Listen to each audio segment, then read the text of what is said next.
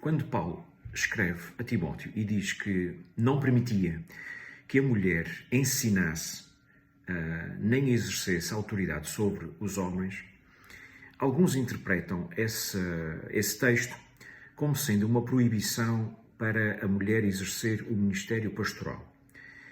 E depois, logo de seguida, ainda nesse texto, como Paulo faz uma referência à ordem da criação, que Adão foi criado primeiro do que Eva, entendem que essa lógica, ou que esse argumento da ordem da criação, fazendo referência a um momento anterior à entrada do próprio pecado na humanidade, faz com que a orientação de Paulo não seja circunscrita ou não seja limitada ao contexto daquela época, mas que seja universal, que se aplique a todas as situações, a todas as culturas, em todos os tempos. E isto porquê? Porque há tal referência à ordem da criação. Uma das dificuldades há várias dificuldades com este tipo de argumentação. Uma delas é que, por exemplo, quando Paulo escreve aos Coríntios e diz que a mulher deveria usar véu quando pregasse ou quando orasse, e a maior parte das pessoas, mesmo as que defendem que as mulheres não devem ser consagradas ao ministério pastoral, a maior parte delas entendem que isso é um aspecto cultural, portanto que o uso do véu era contextual daquela altura, não era uma coisa que se justificasse perpetuar ou universalizar, porque era uma coisa meramente cultural. O problema é que nesse texto ele também faz referência à ordem da criação. Também diz que o homem veio primeiro do que a mulher.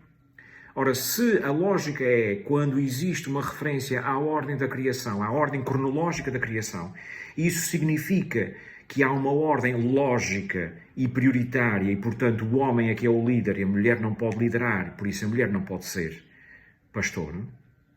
Então, em relação ao uso do véu, temos que tirar conclusões semelhantes.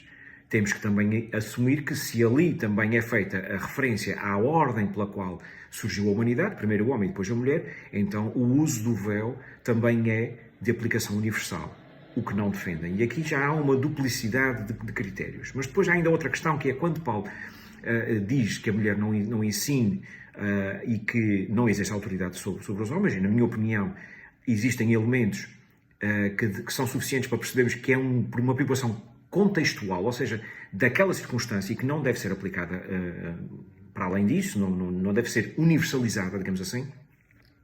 Mas muitos desses que defendem que isso deve ser universal, admitem que as mulheres ensinem.